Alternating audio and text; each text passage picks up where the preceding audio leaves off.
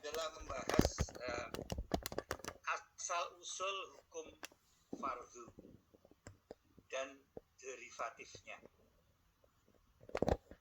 Nabi pernah memerintahkan begini, nahaitu an ziyaratil qubur fazaruha, dalam hadis sahih, nahaitukum an ziyaratil qubur fazaruha.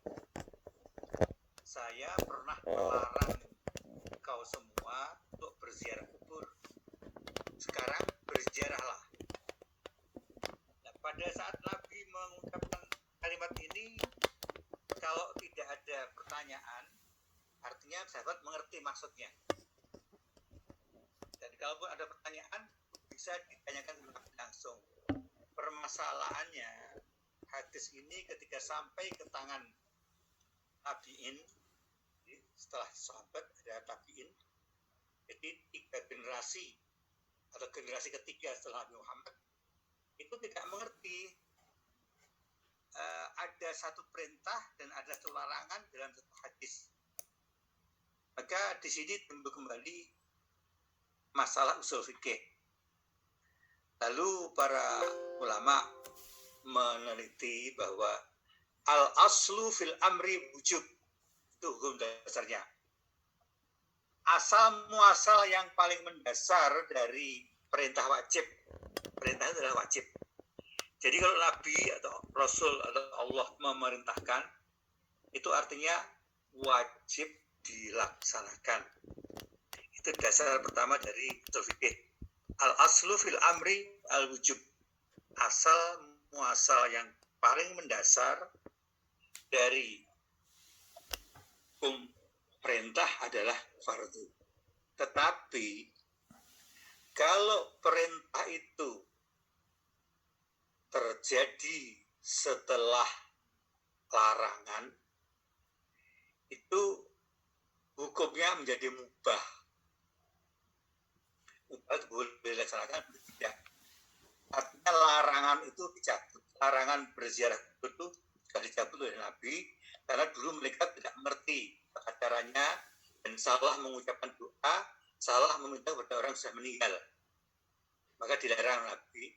Setelah para sahabat ngerti tata cara berziarah kubur dan tahu hukumnya berziarah kubur dan seterusnya, maka Nabi fazaruha, sekarang kau boleh menziarahnya.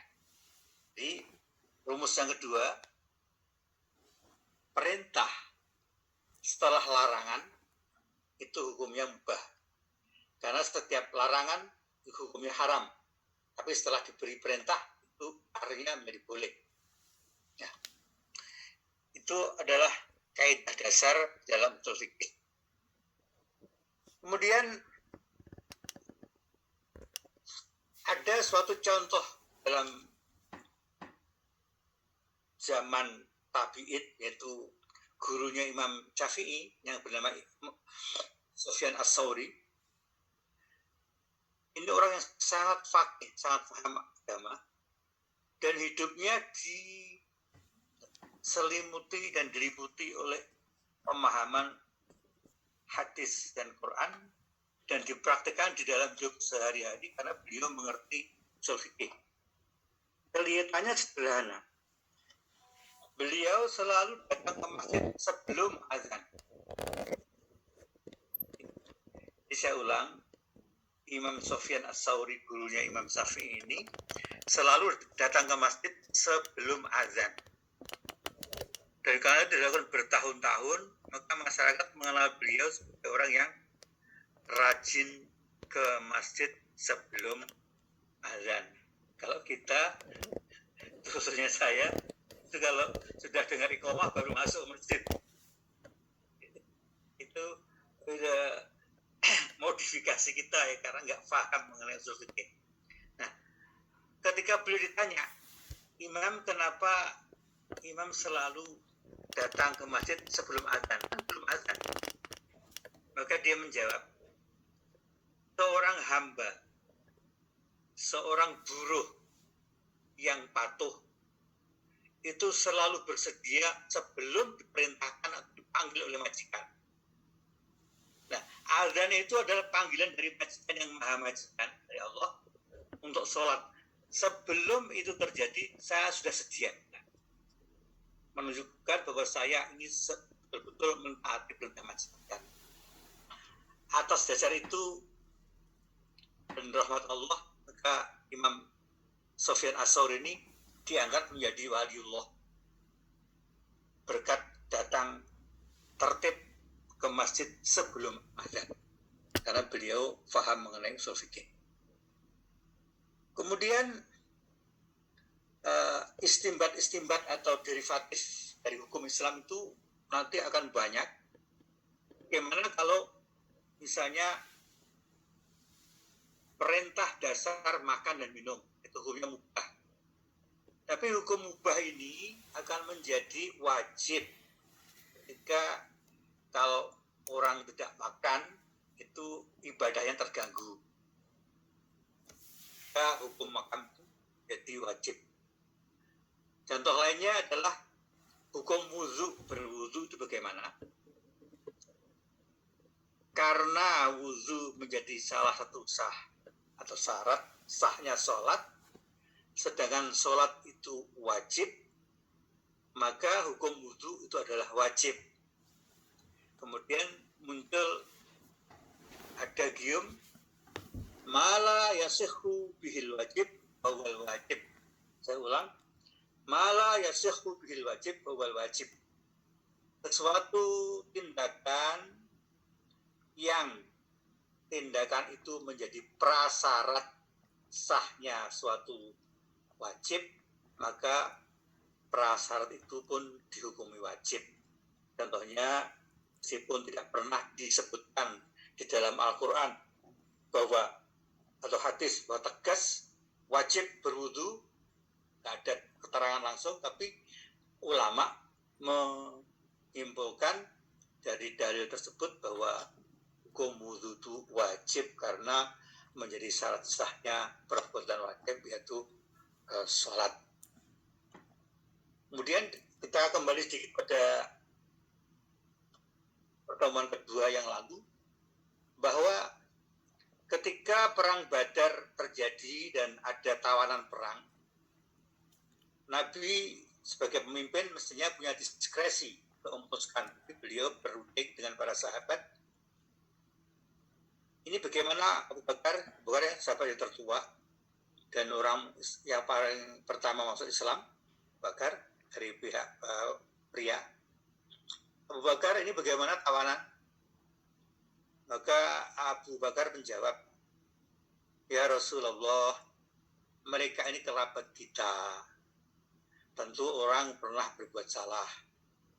Dimaafkan saja agar mereka menjadi muslim, tapi ditebus. Oh iya, terima kasih Abu Bakar. Dan Rasulullah tanya pada Umar, Umar ini gimana? Potong aja ya Rasulullah. Potong saja. Mereka sudah jelas mengusir engkau dari Makkah.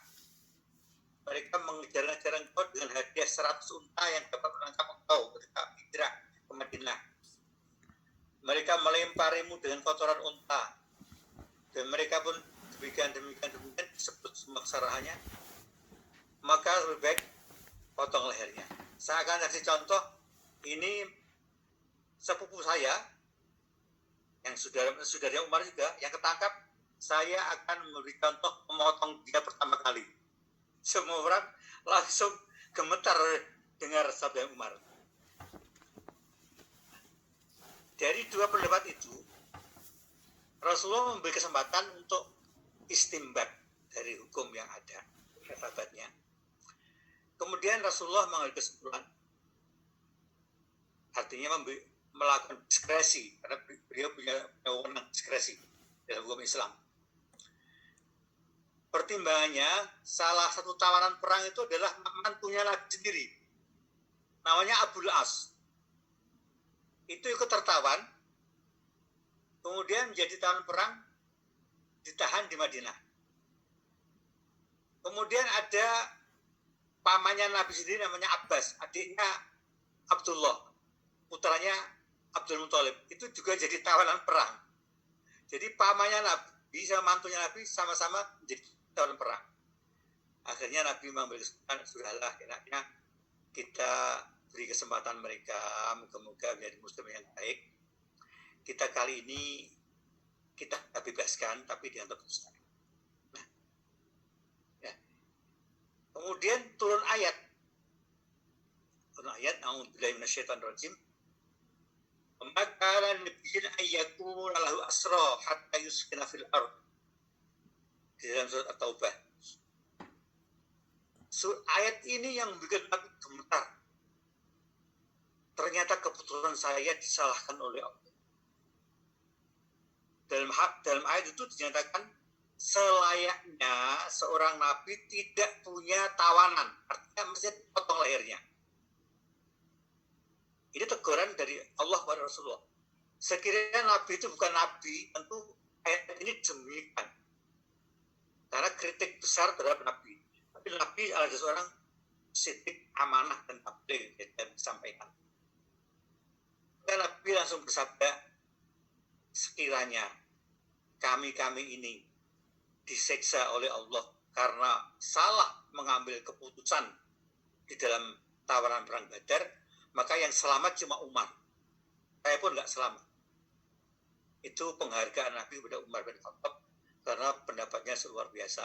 Seperti kita ketahui, Umar bin Khattab mempunyai 3 pendapat yang sebenarnya belum ada di hukum Islam, kemudian dikonfirmasi oleh ayat. Dan juga Nabi pernah ditegur oleh Allah Ta'ala 2 kali karena keliru mengambil keputusan, meskipun itu diskresi dari Nabi Muhammad SAW. Jadi kita ingat bahwa kita ini orang awam tidak punya diskresi atas hukum fikih. Yang punya diskresi hanya Rasulullah SAW. Kemudian Allah pun tidak menyalahkan langsung, tetapi memberitahu secara halus sebaiknya begini. Tapi itu dilakukan setelah terjadi. Dan kalau dilakukan sebelum terjadi, Nabi tidak pernah melanggarnya. Ingat bahwa Nabi tidak pernah melanggar perintah atau larangan Allah Subhanahu wa Ta'ala. Demikian Bapak dan Ibu, sedikit ulasan kepada tim Batul Ahkam. Kemudian kita kembali kepada pembukuan usul fikih. Di dalam sejarah memang Muhammad bin Bakir, yaitu cicitnya Sayyidina Ali, jadi anaknya Zainal Abidin, Said Al-Bakir itu sudah mempraktekkan usul fikih. Itu masih di zaman tabi'in. Kemudian yang membukukan pertama adalah Imam Syafi'i. Meskipun yang mempraktikkan pertama itu adalah Imam Hanafi. Jadi dalam kasus Imam Hanafi tidak mau makan daging, tidak makan ikan dari sungai Tigris dan Efrat di Irak, alasan hukum karena dia mengerti usul fikih, dia nggak mau makan ikan wasir itu sampai sekitar 40 hari. Kemudian yang merumuskan di dalam buku itu adalah Imam Syafi'i di dalam kitabnya namanya Ar-Risalah. Ar-Risalah ini sekarang sudah dicetak sendiri. Sebelumnya itu dijadikan satu di dalam kitab Al-Um. Al-Um itu 7 jilid kitab fikih lengkap Syafi'i. Saya pernah punya bukunya tapi belum selesai membacanya. Itu adalah dasar lengkap usul fikih yang dimasukkan di dalam kitab Al-Um, menuliskan dipisah menjadi kitab tersendiri namanya Ar-Risalah. Dan mengapa Imam Syafi'i merumuskan atau menuliskan atau menyuruh tulis kaidah-kaidah usul fikih ini? Ada beberapa alasan. Yang pertama, pada saat hidupnya Imam Syafi'i banyak sengketa tentang hukum Islam yang tidak bisa diselesaikan secara memuaskan kepada semua pihak karena mereka tidak mengerti bagaimana istinbatul ahkam, seperti bagaimana derivatif hukum. Yang kedua, alasan Syafi'i mengapa beliau membukukan adalah karena kasus bahasa Arab. Kita umumnya menyangka bahwa orang Arab itu mengerti bahasa Arab, ternyata tidak. Tidak semua orang Arab mengerti bahasa Arab, apalagi sekarang yang dipakai bahasa sehari-hari adalah bahasa pasaran istilahnya, bahasa lokal atau bahasa daerah, bukan bahasa nasional. Karena kalau bahasa daerah itu sekarang namanya lahjah, kalau bahasa nasional itu fusha. Dan itu berbeda banget. Al-Quran itu diturunkan dalam bahasa Al-Fasihah, Quran Arabian, bahasa Arab murni. Nah, sekarang ini tidak banyak orang Arab yang mengerti bahasa Arab. Sehingga saya sering terlibat perdebatan dengan orang Arab di sini. Dan setelah saya jelaskan, baru mereka mengerti asal-usulnya. Kembali kepada Imam Syafi'i, mengapa alasan bahasa Arab ini menjadi salah satu alasan untuk menulis usul fikih. Misalnya di dalam ayat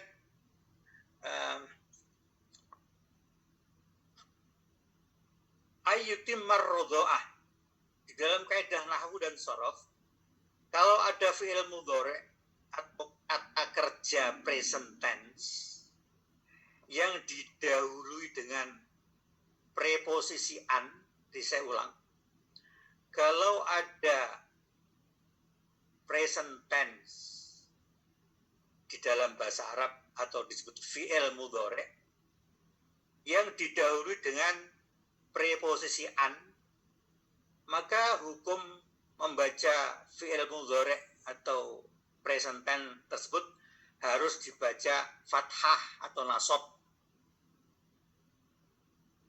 Maka terjadi perdebatan waktu menulis Al-Quran. Ini yang benar ayyutimmar rodha'ah atau ayyutimmur rodha'ah, ma atau mu. Itu nanti akan rentetannya panjang karena banyak ayat-ayat yang orang dari sahabat sendiri pun aneh. Jadi jangan kita yang sudah 1450 tahun, sahabat sendiri banyak yang merasa aneh dengan susunan Al-Quran karena tidak biasa di lingkungan sehari-hari. Karena Al-Quran ini diturunkan dalam balaghah yang sangat tinggi, tertinggi, dan dengan tingkat ketelitian yang luar biasa. Maka ketika Utsman ditanya bagaimana cara membuat ini, kemudian Utsman menjawab, unzil Qur'anu ala lughati Quraisy. Al-Quran ini diturunkan menurut bahasa suku Quraisy, bahasa Nabi Muhammad. Sedangkan yang diusulkan oleh kalian itu, ditulis ayyutimmur rodha'ah dengan dhammah, itu adalah lahjah Bani Tamim. Bani Tamim itu adalah penyokong utama dalam dakwah Nabi. Jadi suku yang sangat dominan di samping suku Quraisy. Dan ini dihargai betul oleh Nabi. Mereka membaca ayyutimmur rodha'ah di surat Al-Baqarah. Kemudian sahabat akhirnya memutuskan kita tulis Al-Quran dengan bacaan nasab, yaitu fathah, sesuai dengan kaidah bahasa Arab menurut suku Quraisy. Jadi sampai sekarang dibaca ayyutimmar rodha'ah. Itu salah satu alasan Imam Syafi'i. Yang kedua. Yang ketiga, alasan Imam Syafi'i menulis usul fikih adalah masa antara Nabi dan para imam empat, Imam Malik, Imam Hanafi, Imam Syafi'i, Hambali, itu waktunya terlalu jauh, sudah 100 tahun, 300 tahunan kira-kira, lebih dari sekitar 300 tahun. Karena Syafi'i ini lahir pada 256 Hijriah, jadi hampir 300 tahun setelah Nabi hijrah dari Mekah ke Madinah. Maka banyak hal terjadi selama 256 tahun, sehingga terjadi rancu antara ar-ra'yu wal hadis. Mana yang pendapat dan mana yang hadis. Iya, kira sambil nengok ke kene. Zakaria Effendi Bahri, Puditin ya nonton. Jadi antara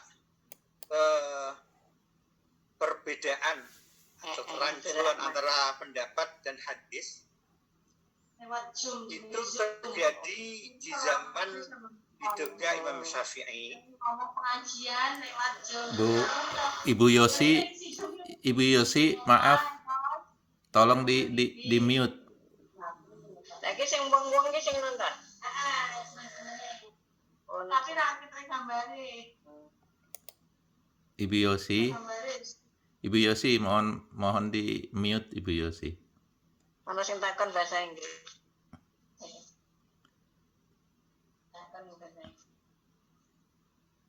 Maaf Ibu Yosi, tolong di mute ininya komputernya. Mikrofonnya ada di sebelah kiri, pojok kiri itu di bawah. Diklik mute. Iya, terima kasih. Silakan Ustadz Bahri, dilanjutkan. Terima kasih. Alasan ketiga dari Imam Syafi'i adalah rancunya di masyarakat ulama ya khususnya ya. Kalau orang awam kan nggak pernah peduli. Di kita ini kan terima beresnya aja. Jadi kerancuan antara ar-ra'yu wal hadis. Bahkan sudah terjadi pemalsuan hadis. Contohnya al-banjanu syifa'u kulli da'. Itu hadis yang tersebar saat itu bahwa buah terong itu adalah obat, segala macam obat. Mula-mulanya bisnis terong jadi rame karena jadi obat, segala obat. Ada yang curiga, apa iya Nabi ngomongkan terong? Diteliti sanadnya pemabuk, sanadnya penjual di pasar. Ternyata hadis itu dibuat oleh bandar terong. Jadi agar laku dagangannya dia ngarang hadis bahwa terong itu adalah obat segala macam. Itu rancunya hukum pada saat itu. Maka kita sekarang beruntung hadis dibukukan 7.200 hadis oleh Imam Muslim, 7.500 hadis oleh Imam Bukhari, kemudian 12.000 hadis oleh Imam Ahmad. Itu sudah terdiwan, terkodifikasi. Itu kita keuntungannya luar biasa Pak. Kita hidup di abad ini karena semuanya sudah rapi. Waktu itu belum ada, bahkan belum ada mustalah hadis. Itu mustalah hadis itu satu cabang ilmu tersendiri yang kira-kira perlu 12 SKS kira-kira belajar mustalah hadis. Bagaimana mengenali hadis itu sah atau palsu. Ini alasan ketiga dari Imam Syafi'i. Yang keempat adalah adanya kejadian-kejadian yang atau kejadian hukum ya, kejadian hukum yang hukumnya belum dikenal di masa Rasulullah SAW. Artinya kejadian itu belum ada atau masalah itu belum ada di masa Rasulullah SAW. Maka ditulislah oleh Syafi'i agar masyarakat tidak bingung apa yang harus dilaksanakan. Maka itu ditulislah namanya usul fikih di dalam Ar-Risalah. Sebenarnya Imam Syafi'i tidak menulis secara sendiri, tapi menyuruh 4 muridnya, yaitu antara Imam Al-Muzani, itu yang murid terkenal, kemudian Muhammad bin Abdullah, muridnya yang terkenal yang juga membantu menulis kitab Al-Um. Kira-kira begitu Bapak Ibu sekalian pada sesi ketiga ini tentang alasan Syafi'i menulis usul fikih, dan kita kembali definisi usul fikih. Kemudian ada gium pertama di dalam usul fikih, itu berbunyi al-aslu fil amri al-wujub. Al-aslu fil amri al-wujub. Asal muasal hukum yang paling mendasar dari perintah adalah wajib. Adapun setelah perintah ada larangan atau ada larangan setelah perintah, itu bermakna al-mubah atau boleh dilaksanakan.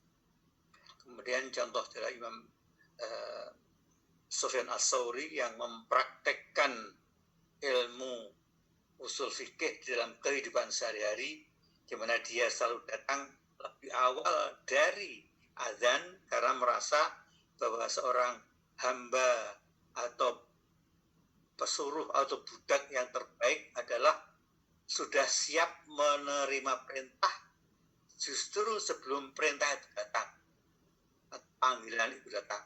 Karena azan panggilan sholat dari Allah, maka sebelum azan itu berkumandang, Imam Sufyan Ats-Tsauri sudah berada di masjid seperti kita semuanya ini. Kira-kira begitu. Bapak sekalian, saya kembalikan waktu kepada moderator. Nanti kalau mungkin berkembang pertanyaan, kelihatannya lebih banyak peserta hari ini, dipersilakan. Jazakallah khair Ustadz Bahri atas materinya pada pertemuan kita pagi ini. So, alhamdulillah, ya mudah-mudahan teman-teman bisa mengambil manfaat dari materi tersebut. Dan jika ada pertanyaan, saya persilakan dulu. Silakan kalau ada yang ingin memberikan komentar ataupun pertanyaan. Saya berikan kesempatan. Kalau tidak nanti saya absen satu-satu.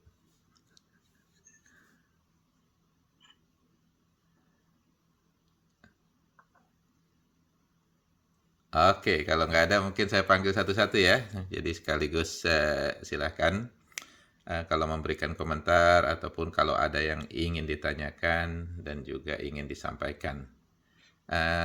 Saya dari screen saya nih Pak Iskandar nih yang paling duluan nih. Pak Iskandar, kalau ada yang ingin ditanyakan atau disampaikan atau diberikan komentar. Assalamualaikum warahmatullahi wabarakatuh. Waalaikumsalam warahmatullahi wabarakatuh.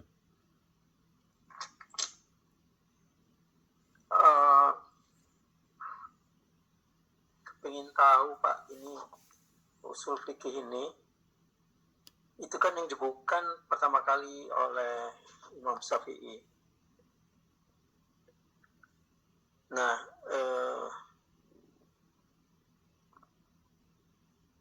sebenarnya ilmu usul fikih ini asal usulnya pengetahuan mengenai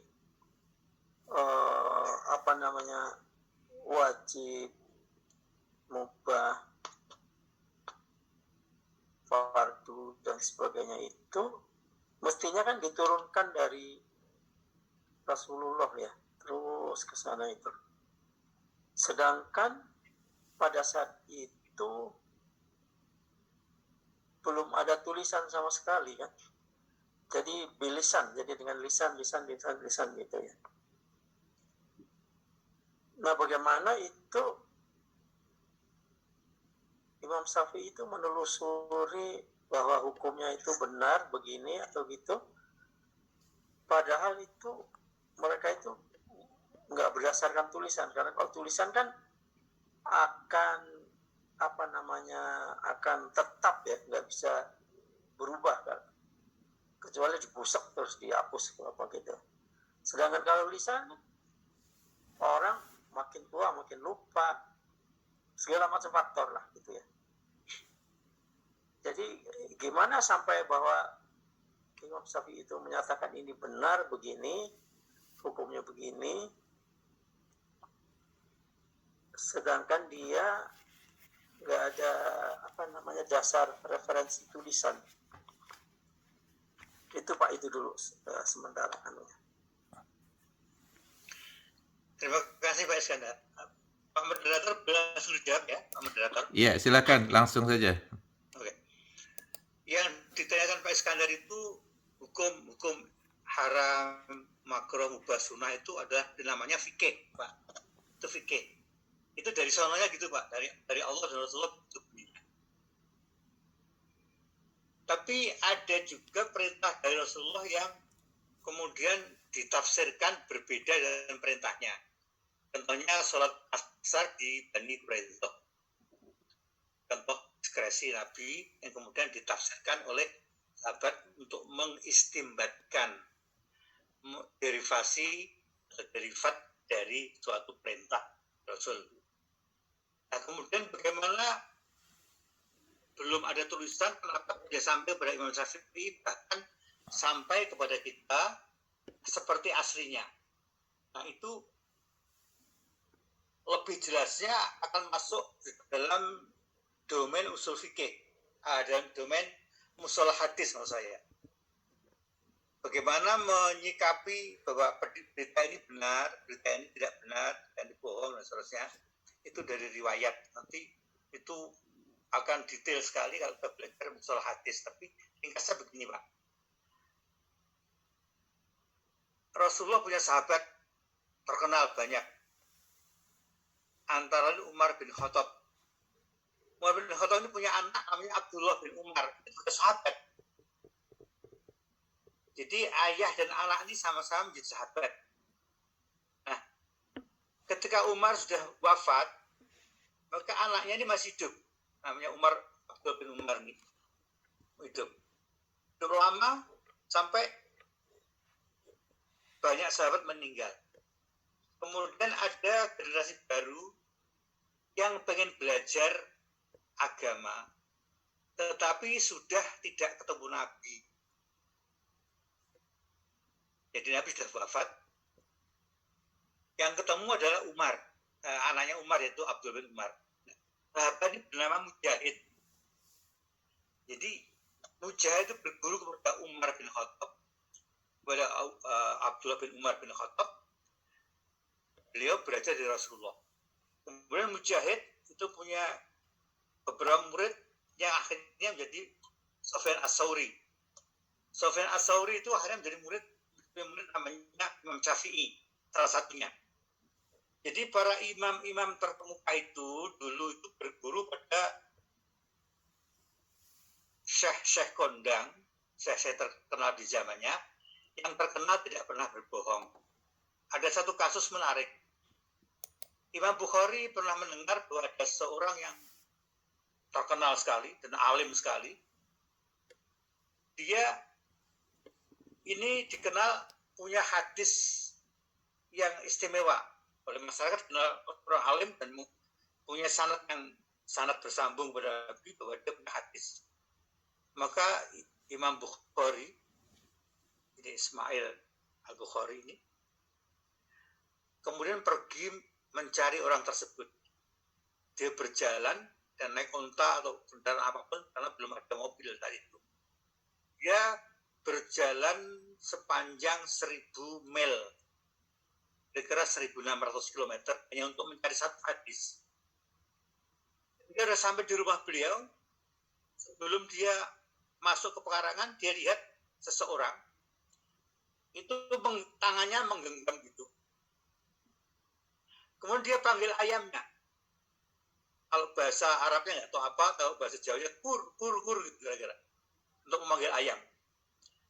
Setelah ayam datang itu, tangannya dibuka, nggak ada apa-apanya.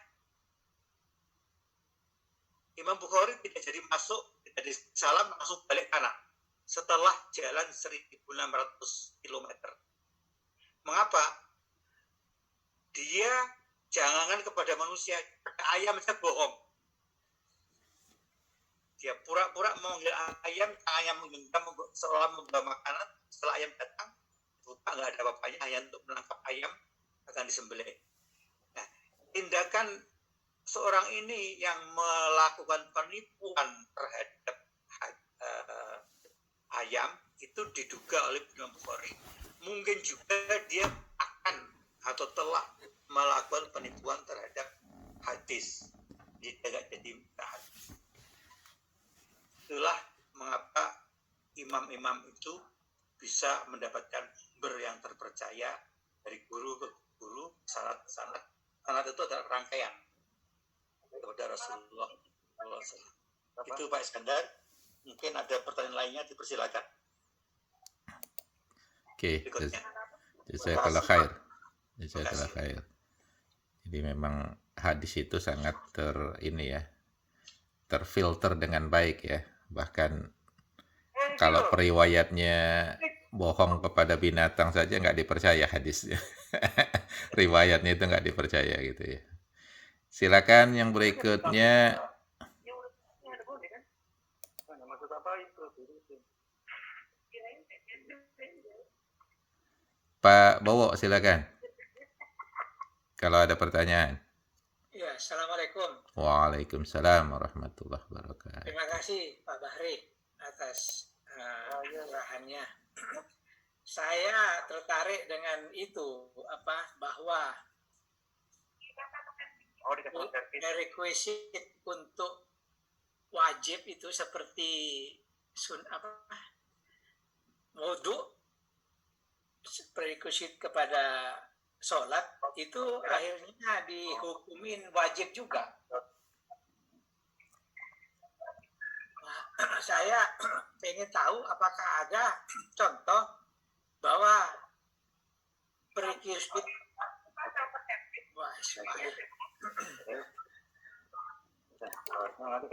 Pak Medi, mohon di mute Pak Medi.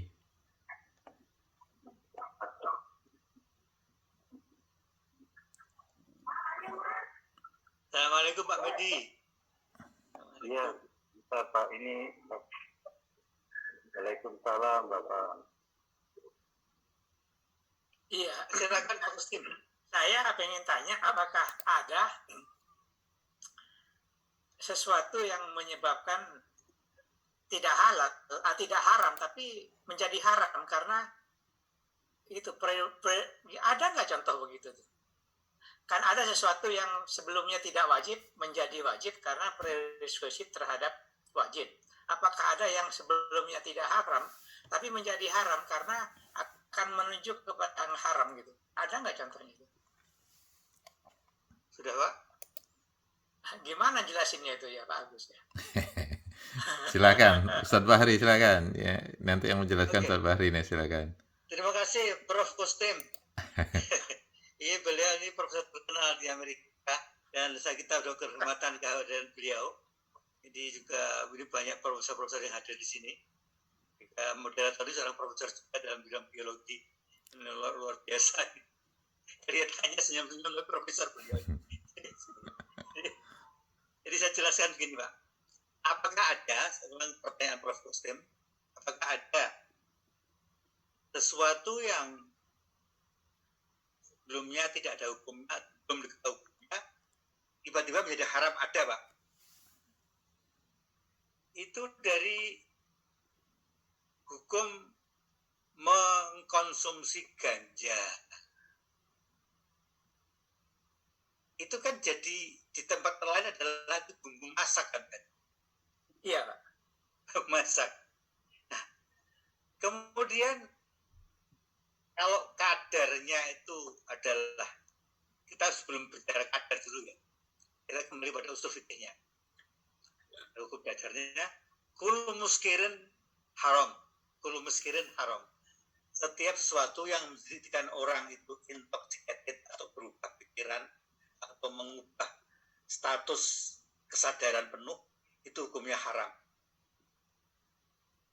Nah, dalam kadar tertentu, ganja dan daun-daun yang dari Amerika Latin yang kemudian terkenal sebagai obat untuk itu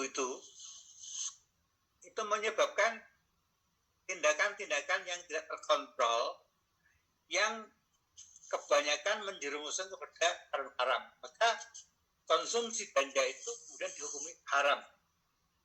Nah, masih ada istimbat berikutnya mengenai kadarnya. Kalau kadar sedikit untuk bumbu, orang bilang tidak apa-apa karena ini dari dulu tradisi bumbu. Hanya orang menyalahgunakan untuk ini. Itu pendapat pertama. Pendapat kedua, tidak masalah sedikit atau banyak, asal itu nanti dampak terakhir itu menyebabkan kehilangan atau kekurangan kesadaran, maka dihukumi haram. Ya, timbullah di sini dua pendapat yang berbeda. Itu domain daripada para ulama untuk memutuskan. Nah, kita lebih baik hati-hati atau ikhtiyat saja. untuk tidak mengkonsumsi, karena di samping juga itu adalah tidak sah atau ilegal, juga akan berdampak kepada kesehatan atau mengganggu ibadah kita. Kemudian Pak, ceritanya banyak yang akan bertanya. Ini ada Pak Medi dari Jakarta dan ada Terapi dari Malang, dari Jogja berapa? Singkat saja, saya kembalikan ke Pak Moderator untuk. Terima kasih, Pak. Terima kasih, Pak. Terima kasih, Pak Ustaz. Oke, terima kasih. Mungkin sekarang kita berikan kesempatan pada teman-teman yang baru ikut hadir ya di pengajian kita. Silakan Pak Hari. Tadi Pak Hari kayaknya udah dari tadi masuk. Pak Hari, kalau ada pertanyaan ataupun komentar, silakan.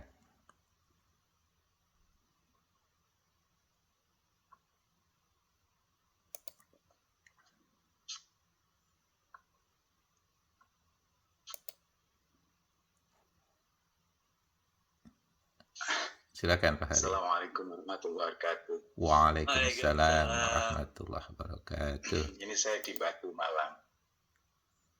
Pak Bahri. Ya. Waalaikumsalam, Pak Hari. Ya. Ini saya mau tanya, itu kan saya sering menemui khotib itu lupa mengucapkan rukunnya dari khutbah. Berarti itu kan otomatis kalau dari tadi aturan karena Jumat itu wajib, maka kan itu harus wajib gitu ya, Pak Bahri ya. Jadi berarti Jumatnya juga nggak sah untuk sholatnya itu ya. Dan itu saya mungkin kurang lengkap untuk rukun-rukunnya daripada khotib itu. Apa memang ittaqullah itu disebutkan di 2 khutbah atau salah satu khutbah gitu. Terima kasih ya Pak. Assalamualaikum warahmatullahi wabarakatuh. Waalaikumsalam. Pak Hari pangling saya ditambangnya sekarang saya lupa. Ya Bapak-bapak sekalian, ini Pak Hari ini adalah seorang imam di Masjid Besar di Malang. Beliau adalah putra guru saya yang mengajarkan saya kitab As-Sawi. Jadi sedikit sebelum menjawab saya ceritakan dulu. Ayah beliau ini guru saya. Yang saya heran adalah ketika saya bersilaturahmi dengan guru saya, almarhum Bapak Kiai Zaini, ayahnya Bapak Hari ini. Beliau langsung bicara soal kitab As-Sawi. Yang saya heran bagaimana beliau tahu kalau saya sudah pernah membaca kitab Jalalain. Karena orang akan membaca kitab As-Sawi itu tidak bisa nyambung kecuali sudah pernah membaca kitab Jalalain.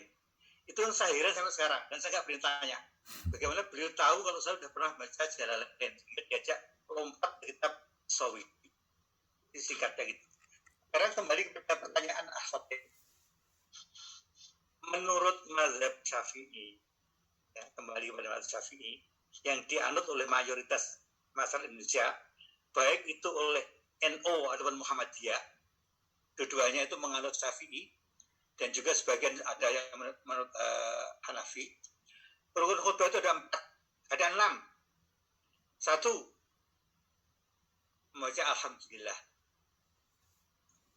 2, membaca syahadat. 3, membaca wasiat pada umat Islam, usikum wa nafsi taqullah, itu masalah rukun. Kemudian membaca ayat Al-Quran, kemudian mendoakan pada umat Islam, dan membaca Al-Quran sudah ya tadi Al-Quran, dan duduk di antara 2 khutbah. Itu menurut Syafi'i. Namun di dalam beberapa praktek ada syarat-prasyaratnya harus dilaksanakan pada waktu sholat duhur. Jadi Syafi'i menambahkan bahwa khutbah Jumat itu harus dilaksanakan pada saat sholat duhur. Tidak boleh sebelum duhur atau sesudah duhur. Itu hukum dasar Syafi'i.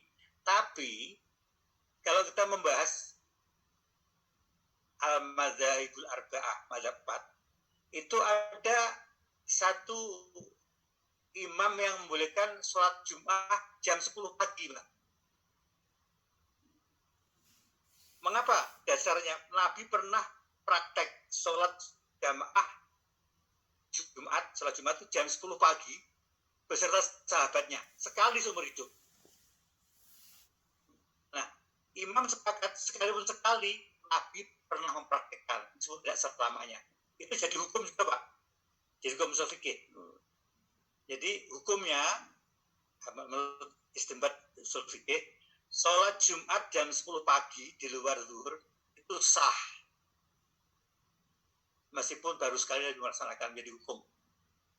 Kemudian yang pokok pertanyaan Pak Hari tadi, kalau ada khotib yang tidak membaca seluruh rukun itu karena berhubung khutbah itu adalah salah satu prerequisite daripada sholat Jumat, apakah sholat Jumatnya sah? Ulama-ulama yang sekarang ini termasuk Kiai Haji Bauddin Nur Salim mengatakan itu sah saja. Nah itu adalah maksudnya sah itu ya orang zaman segini orang mau sholat udah bagus, sudah tidak dugem, itu sudah tidak melayap. Islam mau sholat Jumat itu sudah bagus, jadi masih berkurang syaratnya. Ya moga-moga Allah menerima gitu. Jadi beliau tidak menghukumi tidak sah, tidak tegas nggak sah, itu terlalu keras, terlalu ekstrim. Zaman seperti ini masih ada orang sholat Jumat, masih ada yang mau khutbah dan mendengarkan, itu sudah bagus. Biarlah Allah yang akan menentukan. Karena begitu. Jadi menurut pendapat terakhir adalah sah, Pak. Tapi kalau kita tahu hukumnya, jadi Pak Hari dan saya kan tahu hukum syaratnya. Kalau sengaja melanggar itu baru nggak sah, Pak. Oh gitu ya. Ya. Karena kita mengaji, kita tahu syarat hukumnya, dengan sengaja meninggalkan baca Alhamdulillah, atau sengaja meninggalkan baca Al-Quran, atau sengaja meninggalkan usikum, atau sengaja mendoakan orang Muslim, jadi mendoakan orang Muslim, Allahumma itu saya dengar di sini banyak ditinggalkan Pak khutbah. Saya sering khutbah ikut Jumat di mana-mana, banyak khotib tidak membaca Allahumma firlil mu'mini wal mu'minat. Ya saya ikut aja Pak ya. Kalau protes nanti makin ribut, menjadi dianggap orang ekstremis, itu sah. Nah, di negeri seperti ini ada orang Jumatan udah untung. Ya Pak Ari. Silakan Pak. Terima kasih Pak Ari. Ya sama-sama. Jazakallah khair. Jazakallah khair Ustaz. Jadi sebagai informasi ya mungkin bagi masyarakat yang ada di Indonesia bahwa sholat di Amerika, sholat Jumat di Amerika itu di beberapa masjid besar memang bisa sampai 2, 3, 4 shift ya. Karena untuk memberikan kesempatan kepada masyarakat untuk sholat Jumat ya juga masyarakat Muslim di Amerika bertambah banyak, sedangkan masjidnya juga belum banyak. Sehingga satu masjid di kota besar itu bisa sampai 4 shift. Jadi kalau sampai 4 shift seperti itu, maka yang awal-awal itu mungkin shift pertama dan shift kedua itu biasanya terjadi sebelum zuhur. Nah ini mungkin informasi buat masyarakat yang ada di Indonesia ya, kayak misal di Columbus itu ada masjid yang 3 shift. Shift pertama umumnya ya, apalagi kalau udah musim musim winter nanti, itu biasanya belum masuk zuhur, mereka sudah melaksanakan sholat Jumat.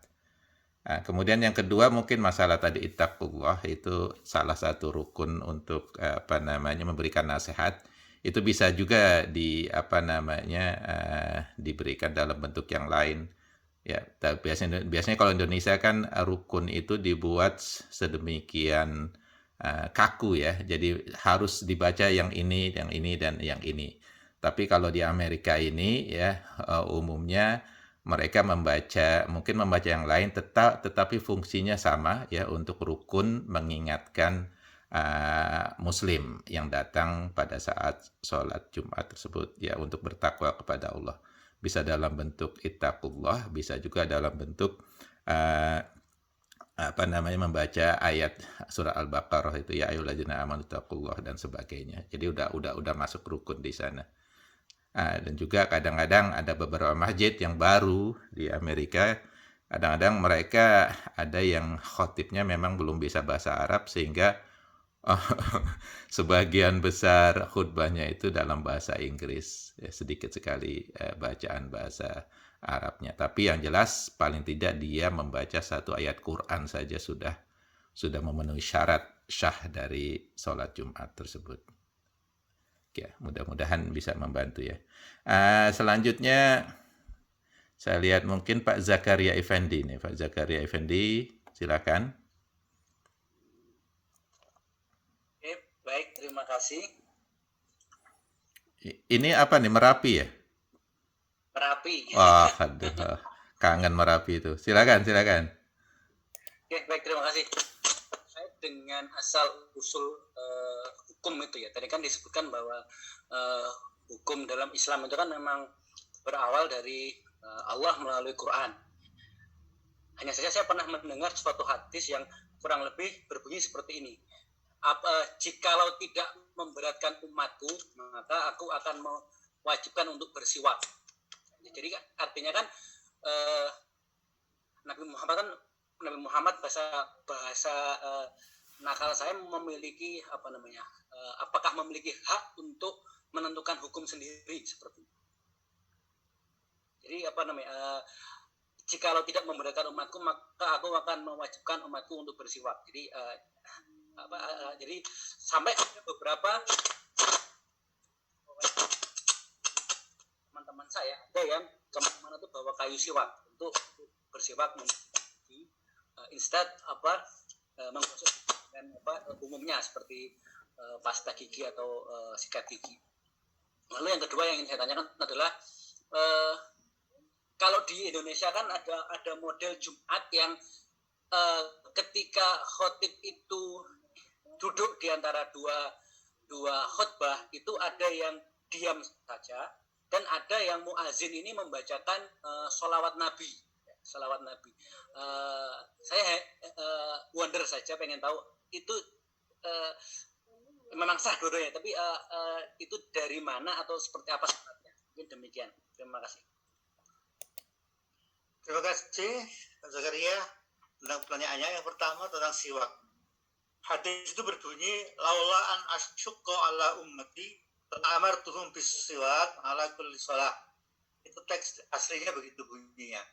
Saya ulang, laula an asyqa ala ummati amartuhum bis siwak inda kulli shalah. Sekiranya tidak memberatkan umatku, maka aku perintahkan bersiwak setiap kali melakukan sholat. Itu adalah kebersihan. Kita tahu bahwa kayu siwak itu berserat-serat yang mirip sikat sekarang saat ini. Tapi kita zaman modern menggunakan sikat buatan pabrik dan pasta gigi itu sehari-hari. Tapi tetap disunahkan menggunakan kayu siwak sebelum sholat fardu.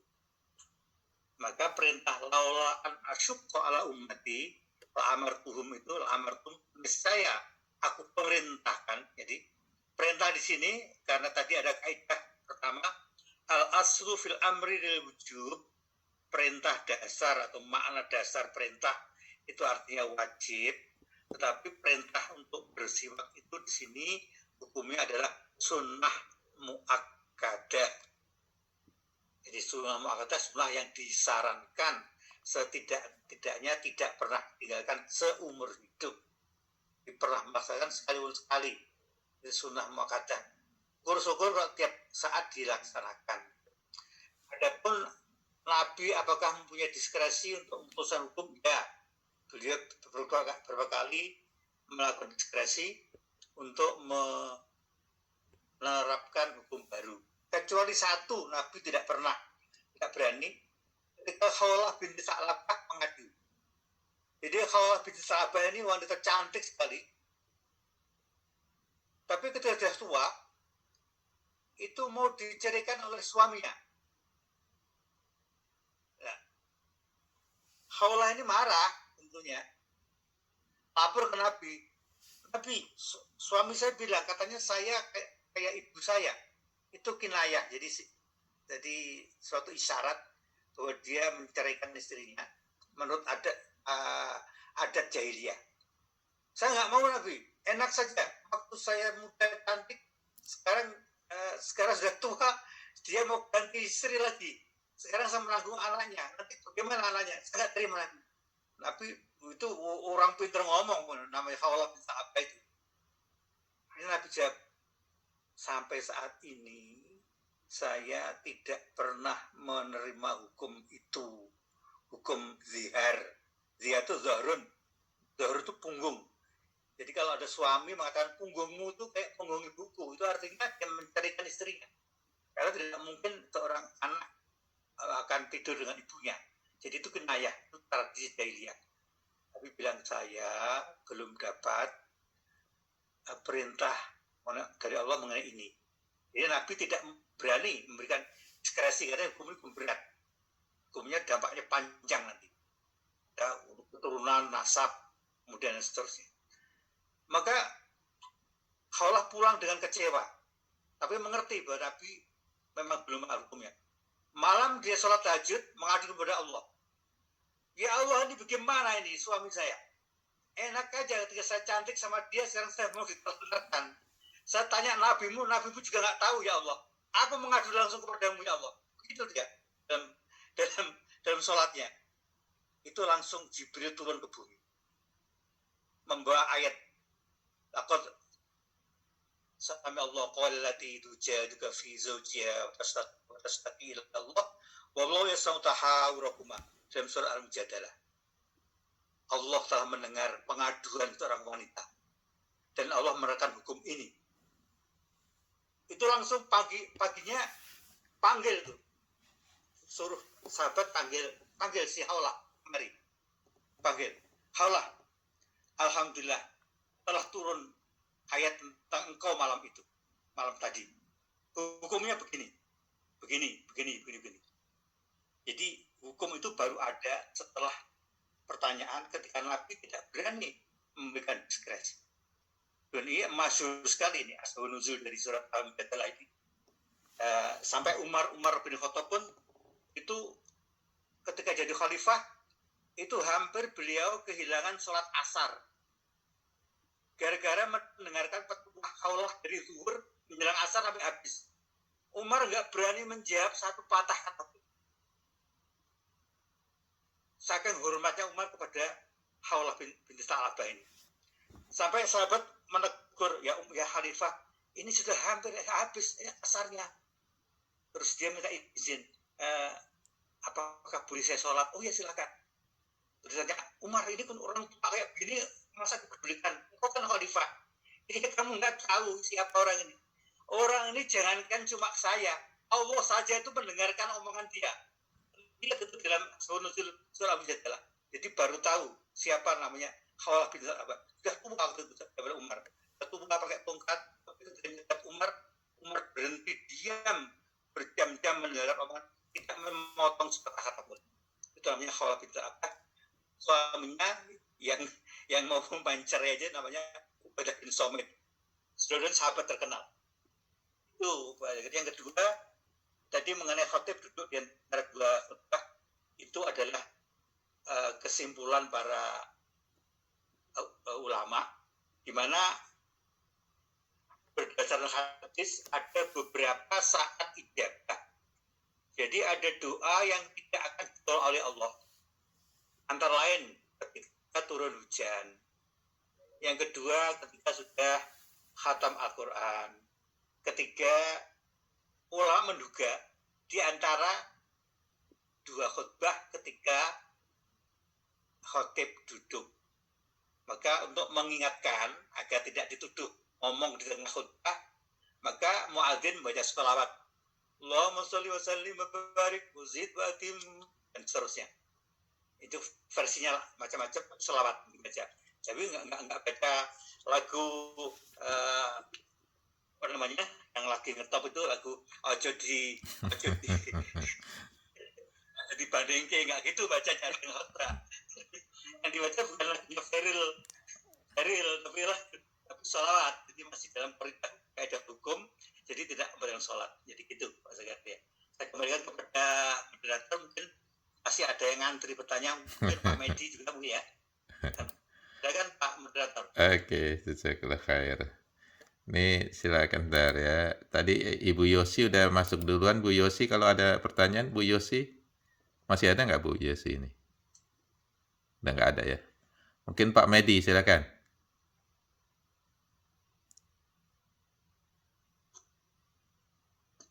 Pak Medi, kalau ada pertanyaan ataupun komentar. Kalau belum ada, Assalamualaikum warahmatullahi wabarakatuh. Waalaikumsalam warahmatullahi wabarakatuh. Pak Ali, alhamdulillah ini kita ketemu nih. Tuh. Alhamdulillah. Alhamdulillah. Iya, saya nyimak, walaupun saya dalam perjalanan ini sebetulnya. Jadi ada satu yang agak mengganggu saya bicara tadi untuk ada satu hal yang mengganggu saya tentang hadis itu sahih atau tidak. Pertanyaannya adalah ini Pak Bari. Apakah kalau saya mengatakan menurut asal-usulnya sahih, tapi kenapa ada yang tidak, tapi kok ada yang mengikutinya? Berarti mereka menyatakan juga bahwa itu sahih juga barangkali. Barangkali ini apa? Ya, jadi itu barangkali Pak Bari. Jadi hadis sahih sama yang tidak, itu kok sama dua-duanya ada yang mengikuti.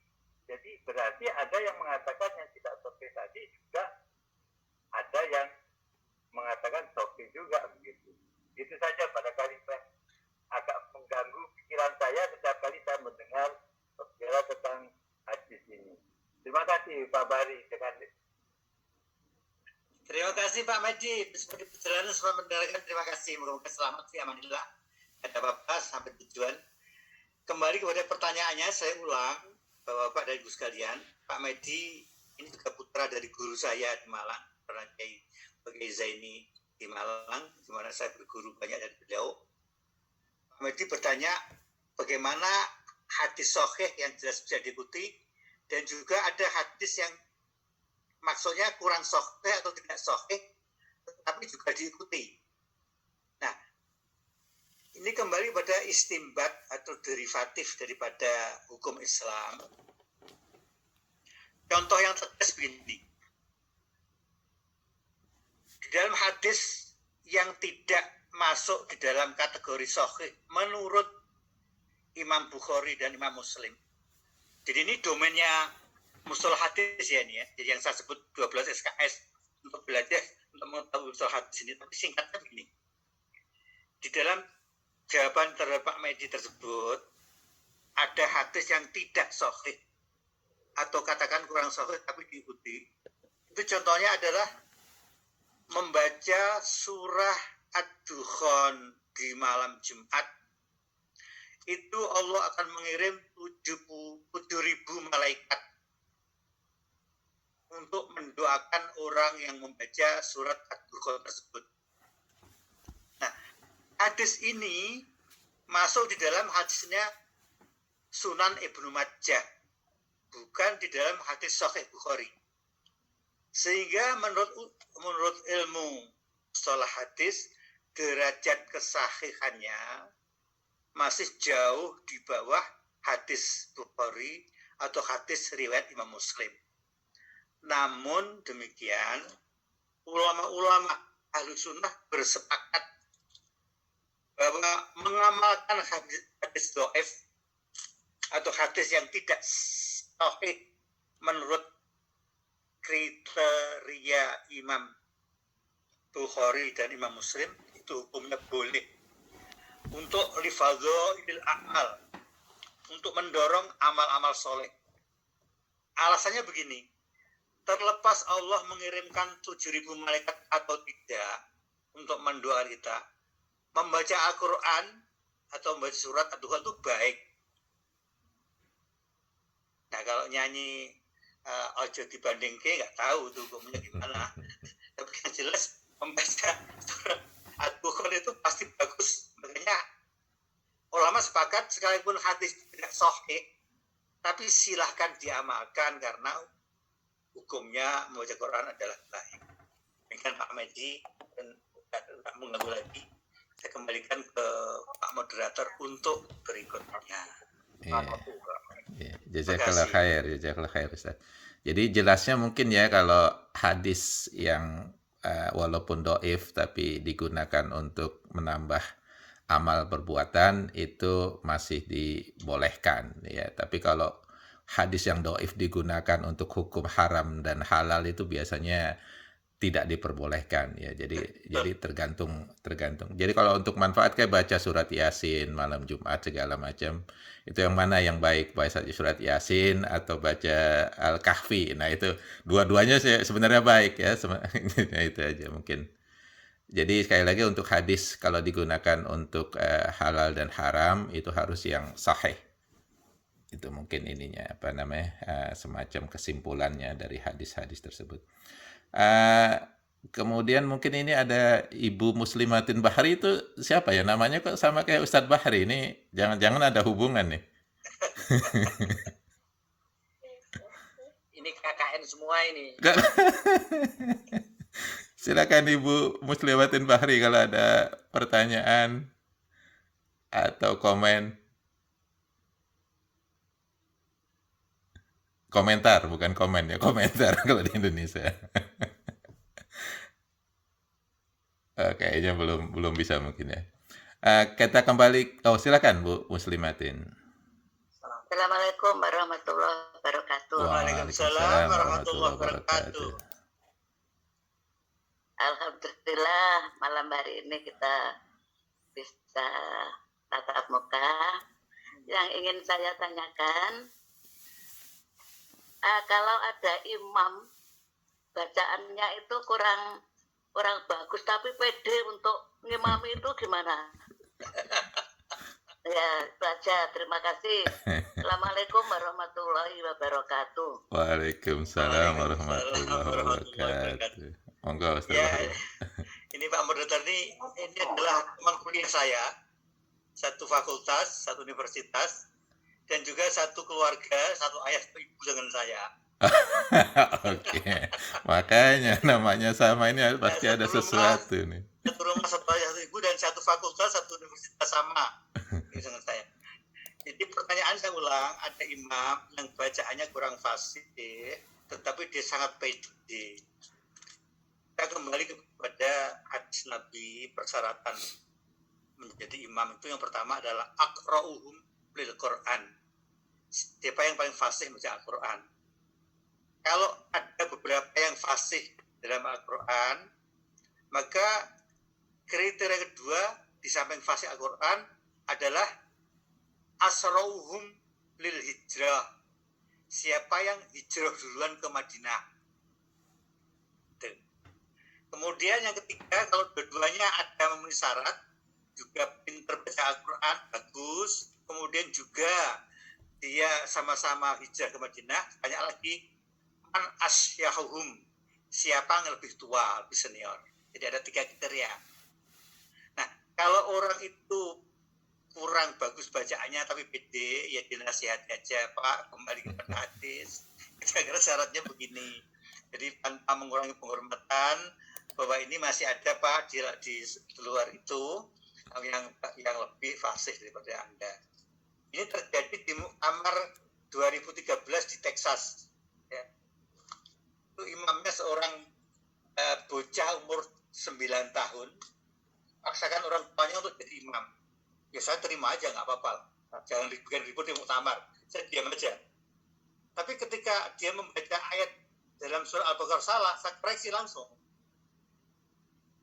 Tapi sholat orang tuanya marah ke saya ketawa aja. Pak, belajar fikih dulu Pak sebelum diskusi mengenai fikih itu sebelah gitu. Saya itu agak ada diskusi lagi. Dan akhirnya dia nggak jadi imam kembali. Selama dia dipraktekkan untuk diberi kesempatan imam, boleh-boleh saja dengan izin orang yang lebih fasih.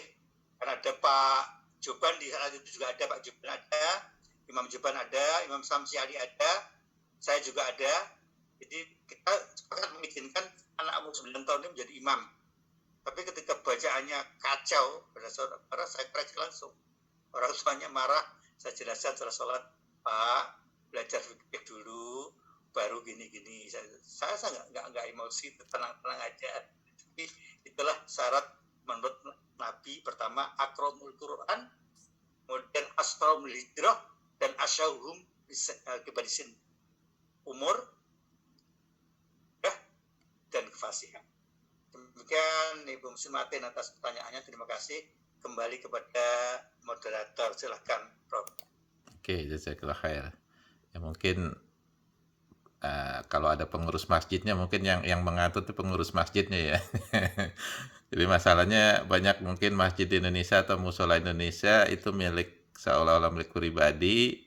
Jadi yang punya masjid itu, punya musola itu biasanya ya, kadang-kadang ingin menjadi imam, walaupun ada yang kadang-kadang lebih baik bacaannya daripada beliau.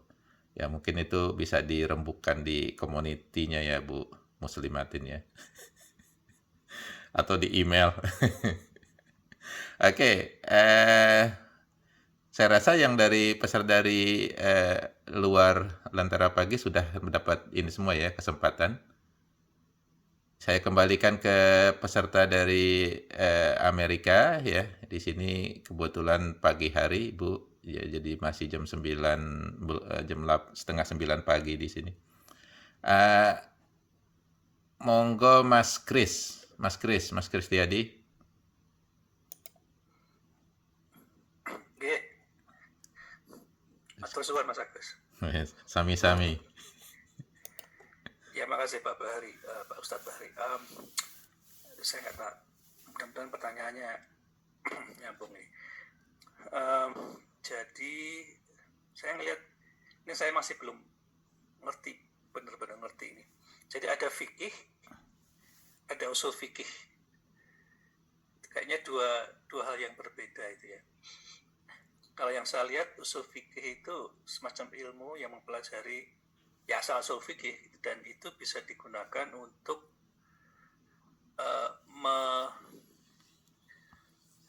menjadi dasar untuk menerangkan gitu. Misalnya kalau ada fikih-fikih yang berbeda gitu ya. Terus yang ini yang jadi pertanyaan saya. Saya ingin menjelaskan dulu, ingin mendapat penjelasan dulu bedanya gimana sih usul fikih itu dengan fikih itu semacam ilmu untuk mengerti fikih atau gimana gitu ya. Jadi mungkin kalau saya telat ya, maksudnya saya nggak ikut yang pertama itu, jadi mungkin saya nggak ngerti. Jadi dengan begitu usul fikih ini menjadi penting ketika harus mengambil fikih untuk hal-hal yang baru, yang kontemporer, yang mungkin tidak ada dulu di zaman Nabi dan sahabat-sahabatnya, tapi di zaman modern ada kasus-kasus baru sehingga membutuhkan semacam fikih kesepakatan yang untuk dijadikan dasar gimana ada kasus baru gitu kan. Ininya gimana ya, fikihnya yang benar gimana, dan itu sangat penting untuk memahami menggunakan ilmu usul fikih ini. Itu yang saya bayangkan. Berarti apa ya? Ya itu menjadi orang yang bisa ngambil fikih itu kan orang yang punya ilmu ya kalau disampaikan oleh Pak Bahari. Apakah salah satunya harus memiliki ilmu usul fikih ini? Itu pertanyaan saya. Mudah-mudahan tidak kacau. Ini mungkin sebagai contohnya Mas Kris, itu kalau di Amerika itu sholat Jumat itu sekarang bisa 2-3 kali di satu masjid yang sama dalam Jumat yang sama. Itu kan hal yang baru itu. Kalau di Indonesia nggak pernah ada kayak gitu itu. Mungkin bisa dianggap sebagai bid'ah kalau di sana.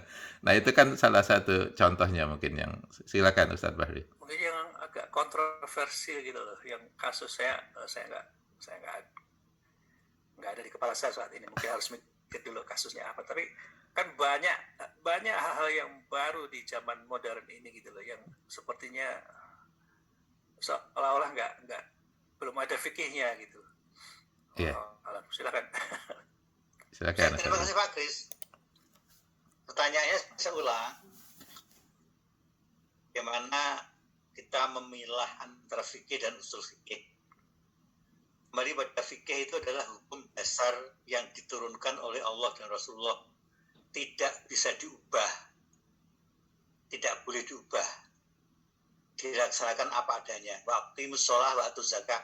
Dirikan sholat dan bayar zakat. Itu nggak boleh diubah. Itu namanya fikih. Jadi wajib, haram, sunnah, makruh, mubah, nah itu hukum dasar fikih namanya.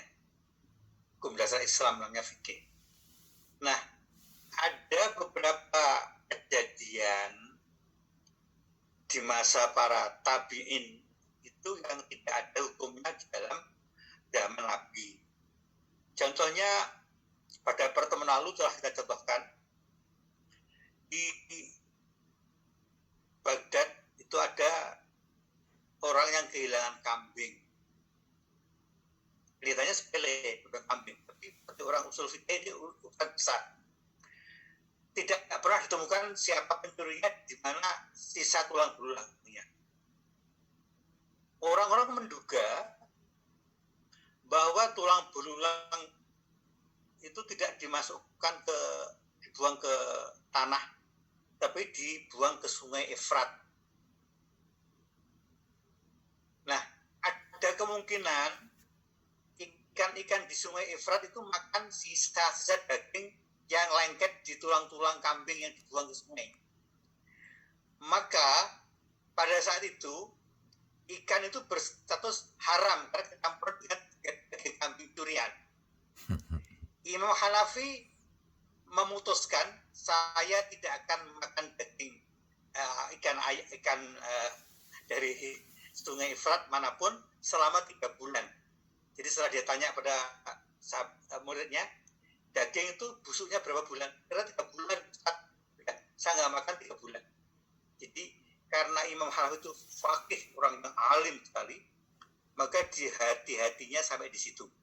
Belum ada kasus orang tidak makan ikan laut atau ikan darat kecuali pada saat 200 tahun setelah Nabi wafat.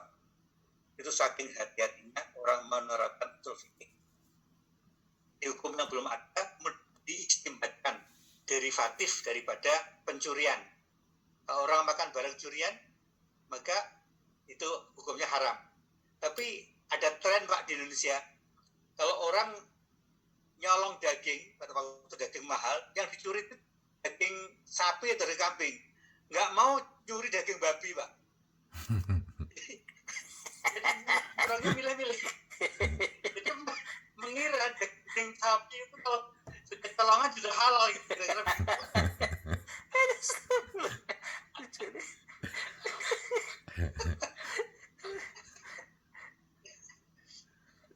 Itu Pak Kris jawaban saya. Saya kembali ke Pak Moderator, silakan. Terima kasih Pak. Jadi nyuri barang halal jadi halal ya. Aduh. Oke, jazakallah khair. Duit juga halal itu, bisa dicuri. Oke, ini silakan nih ada orang dari Batu Malang nih, dari apa namanya, dari pesantren Takeran yang tinggal di Amerika nih, di Kentucky, Mas Ahmad Fauzi. Itu banyak orang Malang tuh di pengajian kita hari ini. Mas Fauzi, silakan kalau ada pertanyaan atau komen.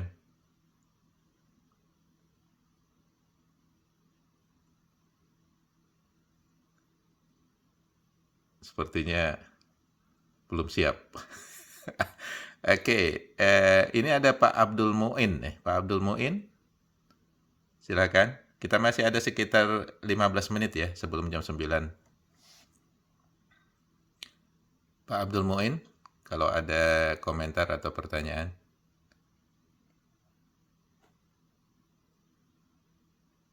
Sepertinya tidak ada yang belum mendapat kesempatan ini. Mas Nur dari Pak Abdul Muin, silakan.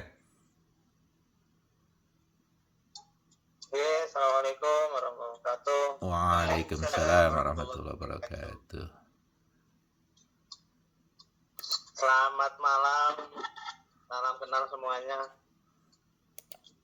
Selamat malam.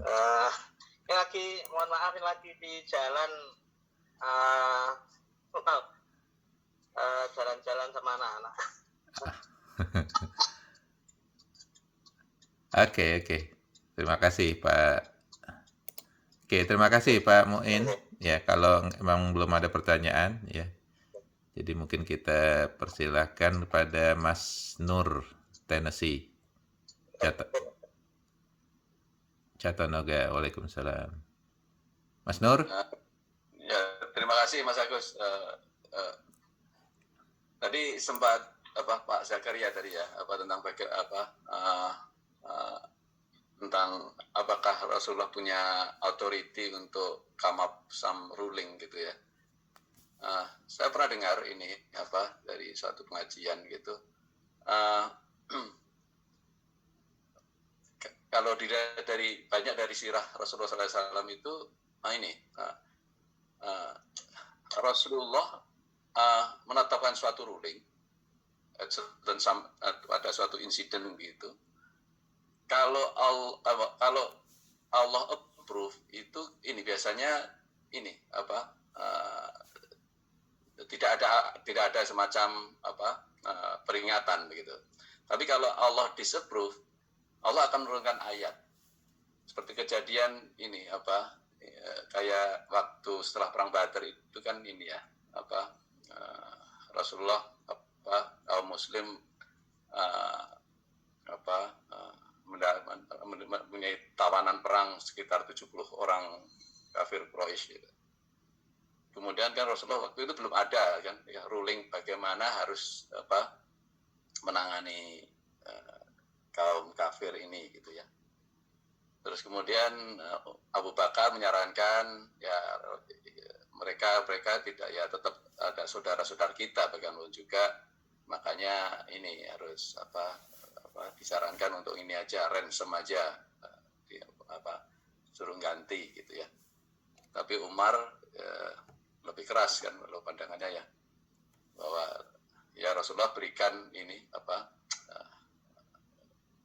orang-orang yang dari kelompok subtribe saya penggal semuanya dan berikan orang ini ke siapa, jadi diberikan ke masing-masing subtribe untuk dihukum mati semua.